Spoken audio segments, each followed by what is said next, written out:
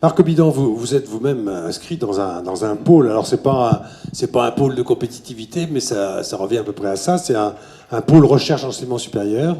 Oui, Et peut-être même pas que d'un seul pôle, si, d'un seul pôle, celui oui, de l'Ouest, là, Nantes-Angers-Le-Mans. Nantes-Angers-Le-Mans, ouais. Nantes-Angers-Le-Mans.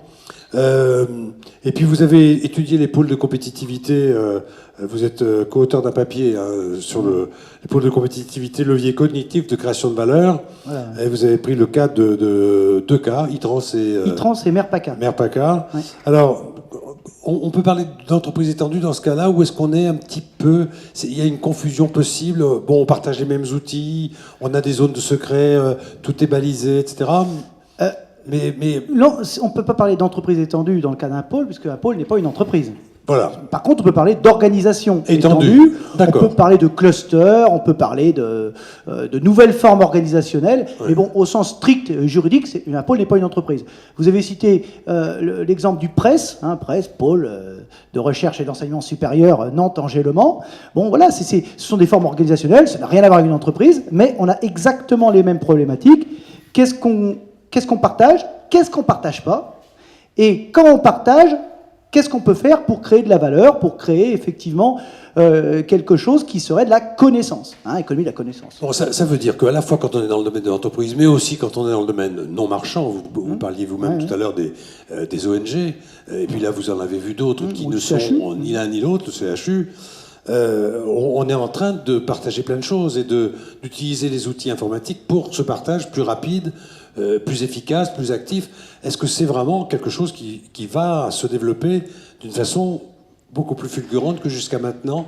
Quel est votre point de vue là-dessus? Est-ce que tous ceux qui pourraient faire ça vont le faire très vite maintenant? Alors là, on aborde en fait un sujet qui est plus vaste, c'est pourquoi on utilise les technologies, et notamment pourquoi on utilise les technologies numériques. Bon, c'est pas que pour partager, c'est aussi pour contrôler, c'est aussi pour évaluer. Donc effectivement... Pour se souvenir. Pour se souvenir, effectivement, la traçabilité. Ce qu'on fait ici, s'il n'y avait pas cette caméra et s'il n'y avait pas Internet, ce serait perdu. Voilà, on serait effectivement dans l'instant, intéressant, certes, on fait de l'apprentissage organisationnel, mais ça meurt à la fin de la séance, où il y aura une trace papier qui sera pas lue. Là, il y aura une trace qui a le mérite, effectivement, d'être historique, et qu'on peut historiser. Et on verra, rendez-vous dans 1 an, peut-être qu'on aura d'autres concepts sur l'entreprise étendue, et on s'apercevra que ce qu'on dit ici était plutôt intéressant ou plutôt déjà totalement dépassé. La technologie, on l'utilise parce que, effectivement, ça va nous permettre de partager, de créer de la valeur, certes, on échange, on apprend ensemble, mais aussi ça nous permet de contrôler et d'évaluer. Alors, parce qu'en fait, on parle de technologie, parce que c'est le point central, on partage le système d'information ou quelque chose, une partie. En même temps, l'entreprise étendue, ça existe depuis longtemps. Les entreprises qui travaillent ensemble, ou les ensembles qui travaillent en commun, ça existe depuis longtemps. Et on faisait avec ça le papier, vélo processing, je parle, j'ai une réunion au téléphone. Bon, il y avait moins d'avantages, maintenant ça va beaucoup plus vite. Mais on a le sentiment aussi qu'il y a un phénomène qui se répand.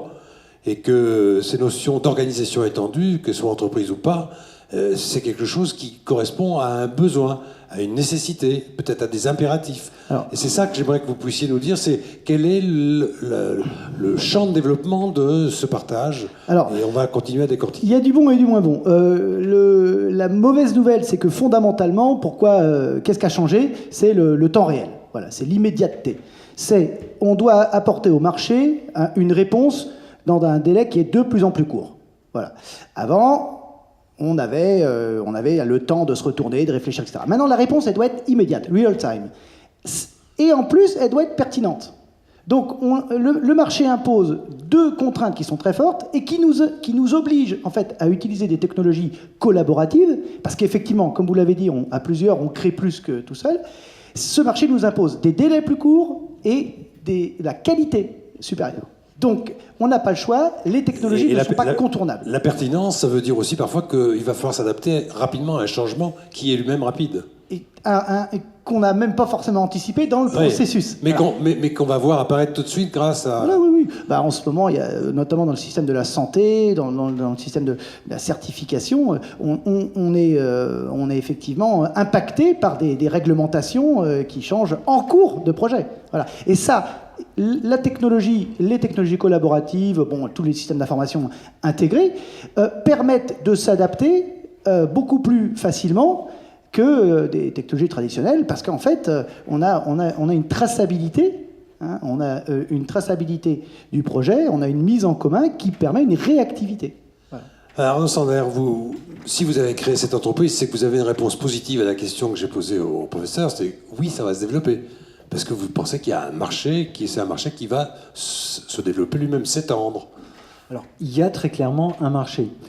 Je vous parlais tout à l'heure des pôles de compétitivité, mais bien au-delà... il y a les clusters aussi, vous êtes sur tous ces aspects-là aussi. On est sur tous les aspects qui vont mettre ensemble des entreprises. Alors, entreprises, professionnelles... Ou organisations via leur cadre ou dirigeants, etc. Alors, est-ce qu'il y a un marché très clairement, oui, et ce marché est véritablement en train de se développer, et très rapidement, parce qu'effectivement, comme on l'évoquait à l'instant, on a un certain nombre de phénomènes qui aujourd'hui bougent beaucoup plus vite que ce qui se faisait il y a 10 ou 15 ans encore. Et ce marché va bien au-delà de la collaboration qu'on peut imaginer aujourd'hui entre des partenaires, entre un client, un fournisseur. Et je vais vous reprendre l'exemple de Cosmopolide avec un de nos utilisateurs. C'est une entreprise qui fait du coaching commercial.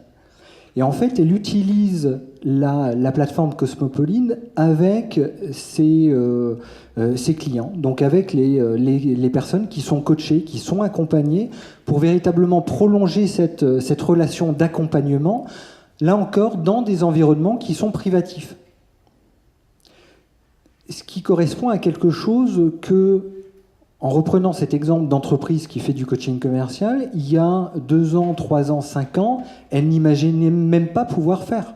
En fait, elle se comporte maintenant, grâce à cet outil, comme une espèce d'insert dans l'entreprise à laquelle elle rend ce service de coaching commercial. Complètement.